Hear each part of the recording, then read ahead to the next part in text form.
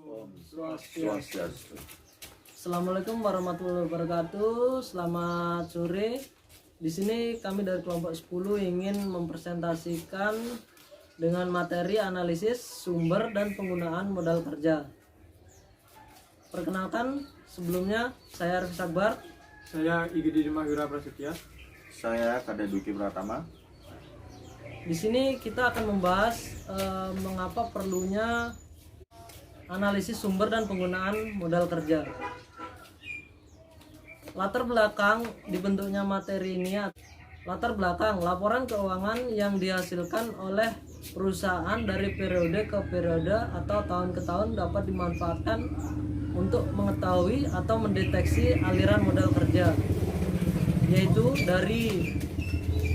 dari mana sumber modal kerja itu berasal atau dihasilkan dan untuk apa, serta bagaimana modal kerja tersebut digunakan. Rumusan masalah. Adapun rumusan masalah sebagai berikut. Yang pertama, apa pengertian dari modal kerja? Yang kedua, apa tujuan dari modal kerja? Yang ketiga, apa faktor pengaruh modal kerja? Yang keempat, apa sumber modal kerja? Yang keenam, bagaimana prosedur analisis sumber dan penggunaan modal kerja. Yang ketujuh, bagaimana contoh kasus dan analisanya. 1.3 Tujuan penulisan. Adapun tujuan penulisan sebagai berikut. Untuk mengetahui pengertian dari modal kerja. Yang kedua, untuk mengetahui tujuan dari modal kerja. Yang ketiga, mengetahui faktor. Kemudian yang keempat, sumber modal kerja. Yang kelima, penggunaan sumber modal kerja. Yang keenam, prosedur analisis modal kerja. Terus yang terakhir, penyelesaian contoh kasus modal kerja. Selanjutnya akan dibawakan oleh teman saya. Baik, di sini saya akan melanjutkan penjelasan dari Bang Elvis 2.1, yaitu pengertian dan konsep modal kerja. Menurut James C. Van Horn dan John M. Watkovic Jr., modal kerja terbagi menjadi dua, yaitu modal kerja bersih dan modal kerja kotor. Modal kerja bersih adalah perbedaan antara jumlah aktiva lancar dengan kewajiban lancar. Konsep ini merupakan ukuran sejauh mana perusahaan dilindungi dari masalah likuiditas. Modal kerja kotor adalah investasi perusahaan dalam aktiva lancar atau seperti kas, sekuritas, piutang, dan persediaan. Sedangkan menurut Munawir S, ada 3 konsep atau definisi modal kerja yang umum dipergunakan, yaitu yang pertama, konsep kuantitatif. Konsep ini menitik beratkan kepada kuantum yang diperlukan untuk mencukupi kebutuhan perusahaan dalam membiayai operasinya yang bersifat rutin dan menunjukkan jumlah dana yang tersedia untuk tujuan operasi jangka pendek. Yang kedua, konsep kualitatif. Konsep ini menitik beratkan pada kualitas modal kerja. Pengertian modal kerja dalam konsep ini adalah kelebihan aktiva lancar terhadap hutang lancar.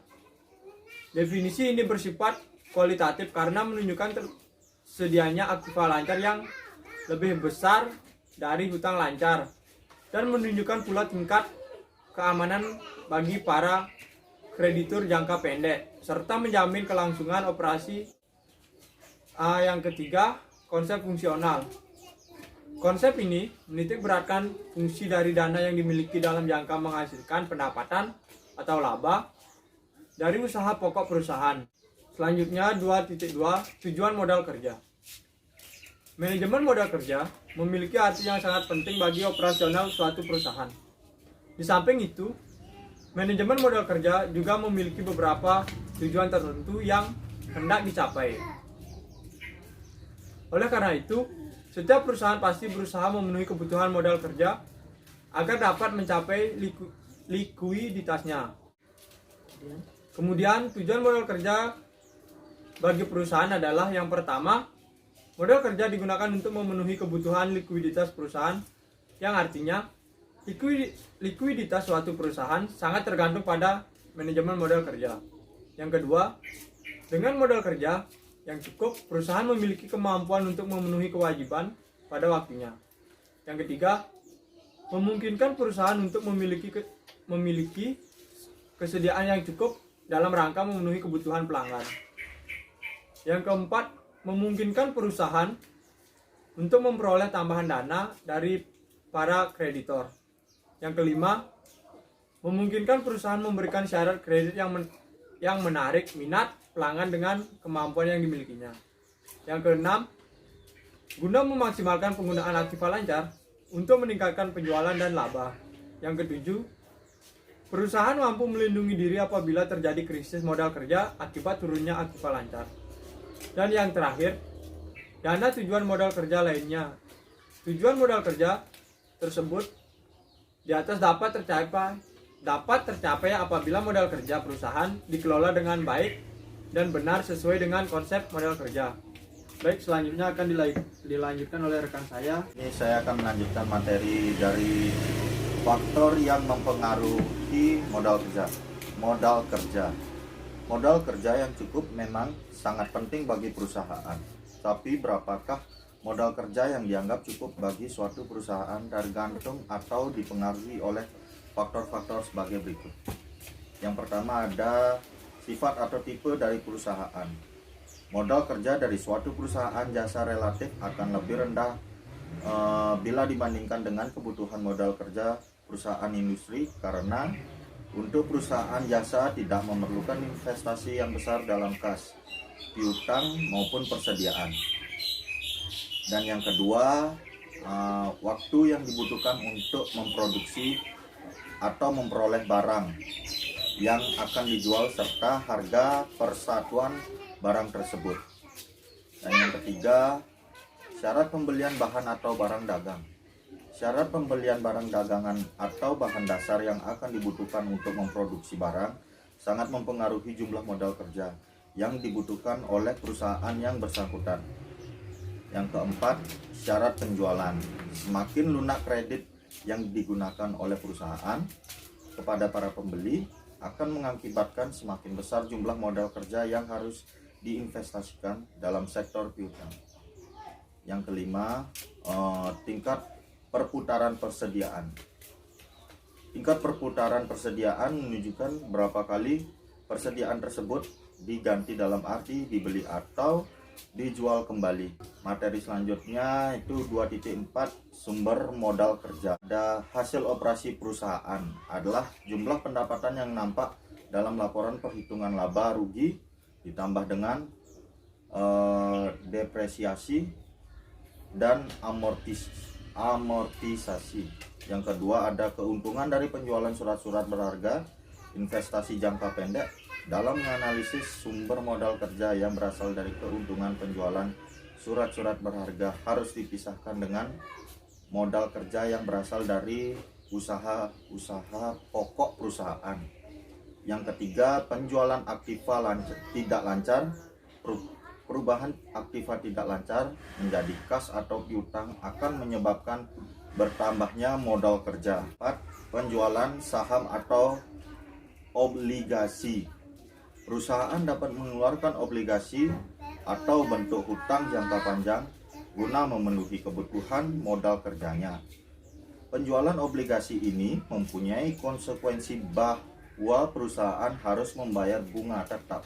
Oleh karena itu, dalam mengeluarkan hutang dalam bentuk obligasi ini harus disesuaikan dengan kebutuhan perusahaan. Penjualan obligasi yang tidak sesuai dengan kebutuhan terlalu besar. Materi selanjutnya 2.5 yaitu penggunaan modal kerja. Di antaranya ada pembayaran biaya operasi perusahaan.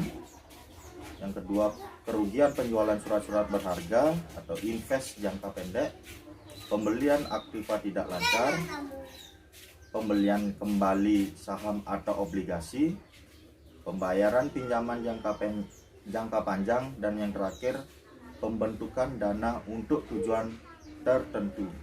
Materi selanjutnya yaitu 2.6 prosedur analisis sumber dan penggunaan modal kerja. Di antaranya yaitu yang pertama, menentukan besarnya perubahan modal kerja. Yang kedua, mengidentifikasi dan menentukan besarnya sumber modal kerja. Yang ketiga, mengidentifikasi dan menentukan besarnya penggunaan modal kerja. Dan yang terakhir, membuat laporan tentang sumber dan penggunaan modal. Selanjutnya kesimpulan dari materi tersebut, di mana modal kerja, working capital adalah modal yang dibutuhkan perusahaan untuk menjalankan operasi perusahaan sehari-hari. Yang pertama, kuantitatif, di mana total modal kerja sama dengan total aktiva lancar.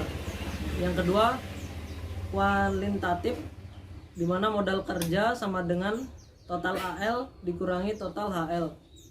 Yang ketiga, fungsional, ada sebagian dana yang akan digunakan untuk memperoleh atau menghasilkan laba di masa yang akan datang, misalnya bangunan, mesin-mesin, alat-alat kantor, dan aktiva tetap lainnya. Demikian materi yang bisa kelompok kami sampaikan, kurang lebihnya mohon maaf. Kami tutup dengan Parama Santi. Om Santi, Santi, Santi. Wassalamualaikum warahmatullahi wabarakatuh.